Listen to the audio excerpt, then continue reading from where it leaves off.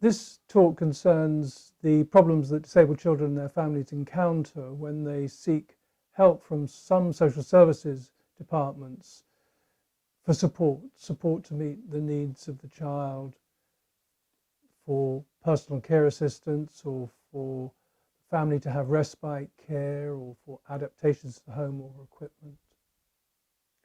The research is based on work that we've done at the School of Law in Leeds. It's a project funded by Cerebra called the Cerebra Legal Entitlements and Problem Solving Project.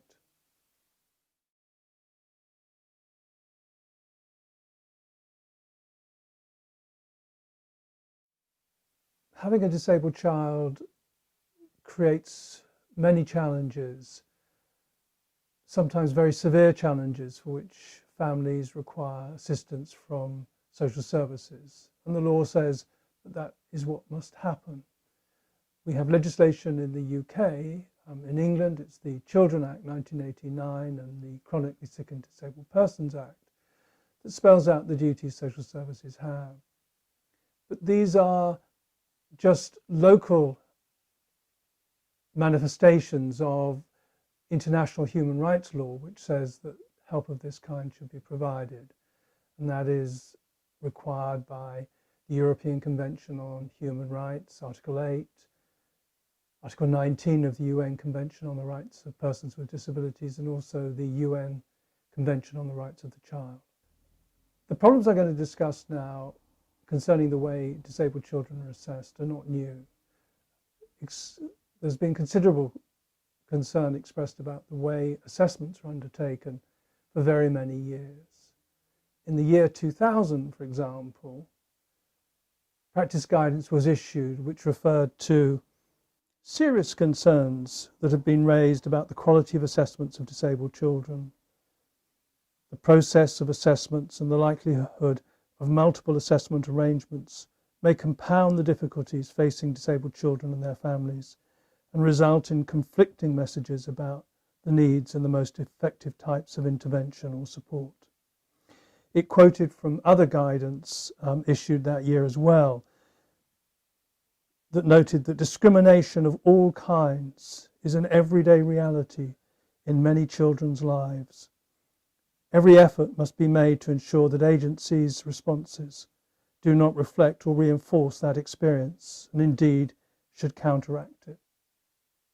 Not infrequently, disabled children with autism or a hyperactive disorder have a particular difficulty in getting a disabled children's assessment by social services.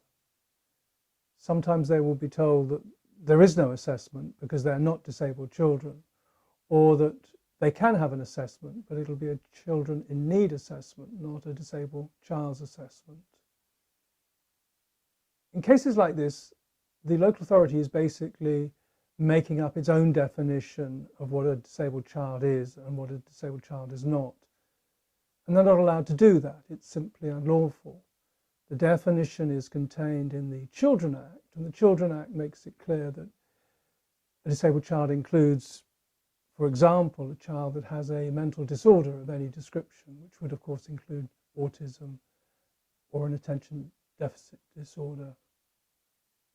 A number of councils have policies that say that if you're a child with autism, for example, you can't be assessed by the disabled children's team unless you have some other condition. You have a medical diagnosis and or you've got severely challenging behavior and or you have severe learning disabilities. Well, it's extremely difficult to get a diagnosis of autism, and often that can take many years.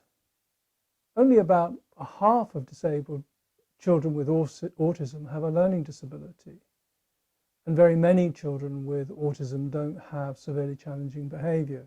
So policies of this kind exclude children with autism who have significant impairments, for example, severe sensory impairments, and therefore they exclude disabled children who have rights under the Children Act and the Chronically Sick and Disabled Act and international human rights.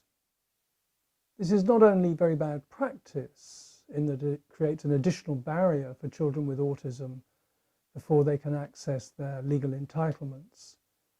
But it's also discrimination contrary to the Equality Act.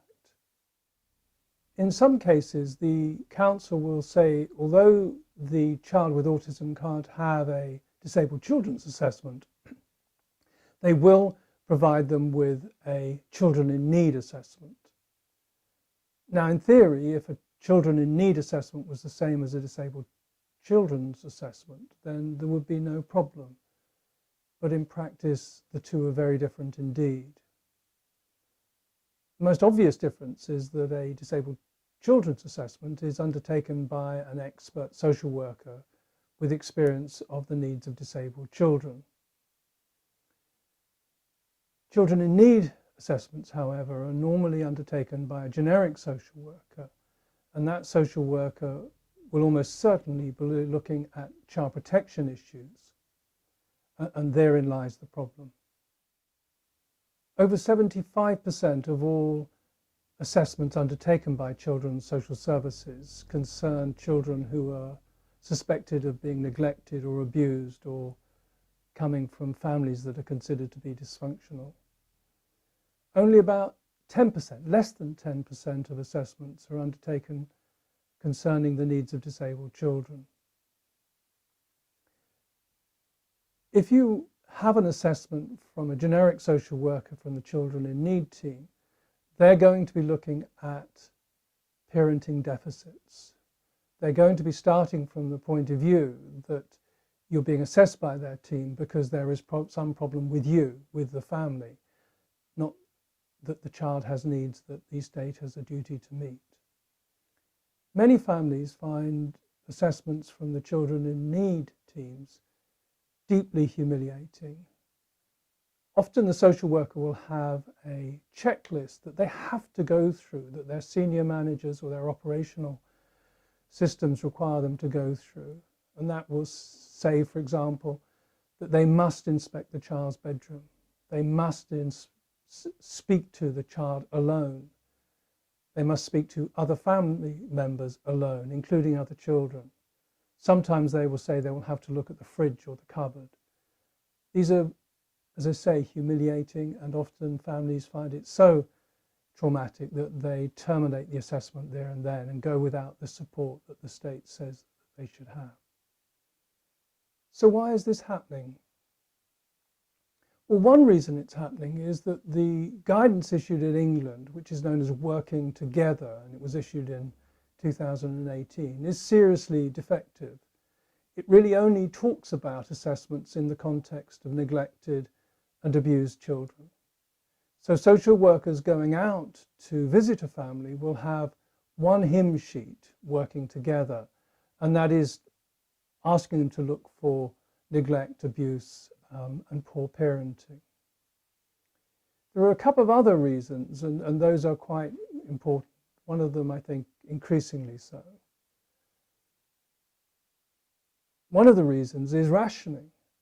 Children with autism can be complex, can have particularly complex needs, and that will occupy a lot of resources within the local authorities. So there's a rationing device to say autism alone is insufficient. The other reason is sinister and is something I think that's very prevalent within public services, and it's to do with auditing and the regulator. It appears that on many occasions the regulator in England, that's Ofsted, is really only interested in neglect and abuse of children. So when its officers visit or when there's an inspection of the local authority, they've got to produce documents that show that all the children have been seen alone. They've got to show that they've inspected the bedroom. There's tick boxes, and they almost get scored. Their rating depends on how good their paperwork is, even if it's to the detriment of very many families. So what can be done? Well, the first thing that needs to be done is that the family that have this problem needs to get good local user-led support. You're going to need emotional support because this can be very challenging in terms of confronting the local authority with its poor practice. Additionally, there are 3 publications that CEREBRA produce that I think will be very valuable if you do seek to challenge this with a local authority. The first is the Accessing Public Services Toolkit, and that's got very wide advice that can be extremely helpful if you're making a complaint about the local authority. The second is a template letter that you can use in situations like this and adapt it to the particular circumstances. And finally, there's the report I referred to at the outset of this talk, namely Unlawful Restrictions on the Rights of Disabled Children with Autism to Social Care Needs Assessments. I hope this has been helpful, and many thanks for listening to this talk.